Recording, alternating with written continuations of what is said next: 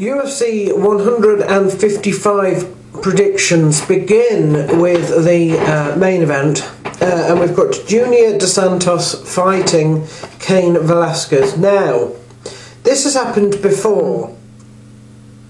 Do you know, I wouldn't be upset at the result of either of them winning, but I have to say that Junior dos Santos, his record, 15-1 versus 10-1, is superior in more ways than one.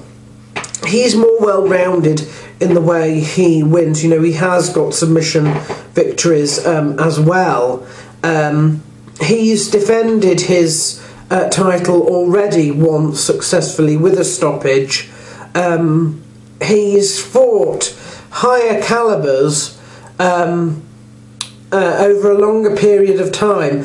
I think the fight will go on longer, but I have to say I see the end probably still in the first round and still TKO. I just think it will last a little longer. In my mind, the bouts between John Moraga and Chris Carriasso entirely depends on whether John can submit him or not. He does have quite a submission game. The only problem is that he, the calibre of people that he is fighting, maybe not as high as Chris Carriasso. 12-1 is John, 14-3 is Chris. I think most likely it will be a Chris Carriasso decision. In theory, we are all supposed to go, Leonard Garcia will easily win this match against Max Holloway.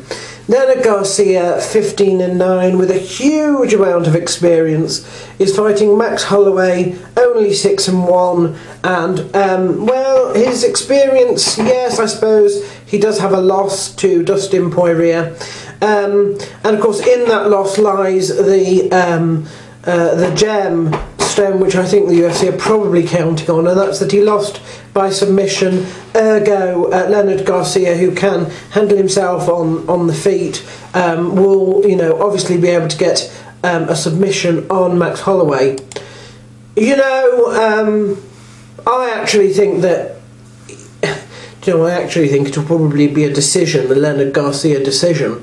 But let's not say with certainty that this is a squash match at all. If you look back,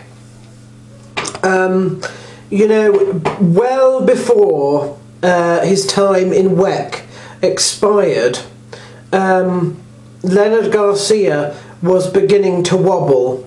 In fact, he hasn't been on a stable win streak since he lost to Roger Huerta, and that was in 2007.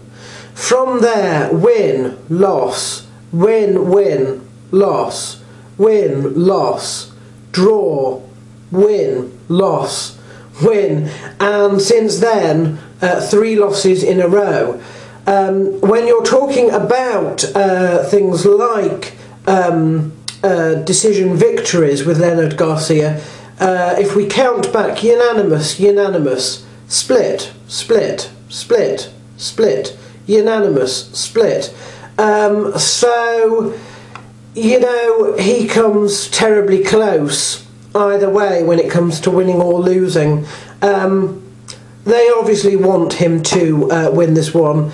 You know, he may have lost 4 of his last 5, but they are still hoping that he wins, and I think ultimately he will, but don't be surprised if it's a split decision. Todd Duffy is back in the UFC, an AKA person who has absolutely no experience of being submitted. Philip DeFries is his opponent, with a record of 9-1, slightly better than Todd's 7-2. This one is a hard one. I don't know. I'm tempted to say I think Philip de Vries might win this one, but I'm sure that a lot of people will be saying, "Oh, Todd Duffy for absolutely certain." This will be my. This will be the one I take a bit of a gamble on, and I'll go for a Philip de Vries bar submission in the third, as opposed to the obvious sort of Todd Duffy first round knockout sort of thing. Is everybody ready to see Michael Johnson be submitted? Because I think that's probably what's going to happen here. Miles Jury has a perfect record of 10, and that is his opponent, with the speciality, of course, in submission. I think I might go for a choke submission in the second for Miles Jury there. If Jamie Varner plays the ground game with submissions, he should be able to get a choke on Melvin Guillard. It's quite honestly anybody's guess as to who's going to win this one. This is Byron Bloodworth 6-2, Eric Perez 12-4, and both of them are submission specialists, but also with the power to win on their feet as well. With them both being relatively new to the UFC.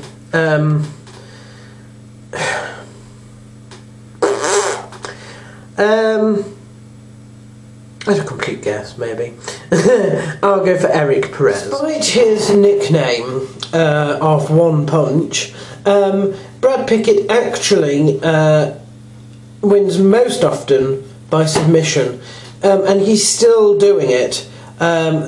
Last 5 fights, decision, submission, knockout. So, got the better record, 22-6. Eddie Wineland has faced higher calibers, possibly. And I don't know, he's lost to most of the ones that he's fought against, but they were decision. Uriah Faber and Joseph Benavidez, for example. This has got Fight of the Night written all over it, and it doesn't really matter where it goes, because if they stand up, it will be a stand-up war. If they go to the ground, it will be a ground fight. And they are both capable of interchanging that. And this could be... This is anybody's call, isn't it? Bizarrely enough, I go towards Eddie Wineland, I think.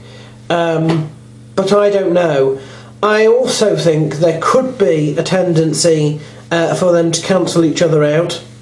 On that grounds, I'm going to say decision, but I don't know who. I don't know who. I suppose I err towards Eddie Wineland, but this is a shaky one. I think given the correct circumstances, it could easily be Brad Pickett. On this card, this is probably as close to a squash match as you're going to get. This is Derek Brunson and Chris Lieben. Chris Lieben has returned again after sorting out his life again. Derek Brunson, despite being a Jackson's fighter, he's coming off 2 losses in a row, and his background, he probably hasn't faced anywhere near the calibers. Of course, Chris Lieben, you could say, well, ring rust, so who knows? But I'm pretty sure on this one, famous last words, isn't it? That Chris Lieben will win. I might go for decision, though. Sorry to be boring. Alan Belcher is fighting Yushin Okami. Okami, known for his stand-up, 27-7. Alan is 18-6. I think Alan Belcher will win this one, and I am tempted to say that I think there could be a TKO in the third, maybe. But I'm pretty sold on him winning this one. Konstantinos Filippo lost to Nick Catone by decision, and that's very much what I see happening again. Tim Boetsch, you know, he could finish on his feet, but I don't think so. I don't think he will here. 16-4 is for him, 11-2 for Konstantinos, and his weakness is that when it goes to decision, if he doesn't finish the fight, he might lose. He tends to lose. So I'm going to go for a Tim Boetsch decision. The co-main event, which could well be fight of the night, particularly if it's played out on the ground, is between Jim Miller and Joe Lauzon, and, well, who is going to win? Jim Miller is sort of the epitome of how to, he's seen as a submission artist. I have to say that his record isn't quite as full of submissions as you might think, at least not so recently. And he's also, win-loss, win-loss. Joe Lauzon, just like Nathan Diaz, recently came off a really good submission win, and in fact the one with Nathan Diaz was against Jim Miller, and the one with Joe Lauzon was against oh goodness, was it Jamie Varner or something like that? I think so. I've got the information in front of me. I don't know, I don't just look. Yes. The one worry about this for me, because Joe, you see submission coming up all the time in his record. He's 22-7, and is that 16 or 18? Difficult to tell. Is 82% is submission victories. The one worry I have is that George Satiropoulos managed to submit him, and I see Jim Miller as being of that standard. So it depends on whether these last sort of these few fights since actually show that he's able to submit a submission artist of that calibre. I'm not sure that Jim Miller is the safe bet here either. I'm tempted to say Joe might just do it, and I do think that if Joe does do this, particularly if it's by submission, Jim Miller's going to be sunk, because that will have been Nathan Diaz and Joe in his last two fights, and it will be sort of an eclipsing, I think, of that particular standard, which unfortunately is what I'm predicting is going to happen.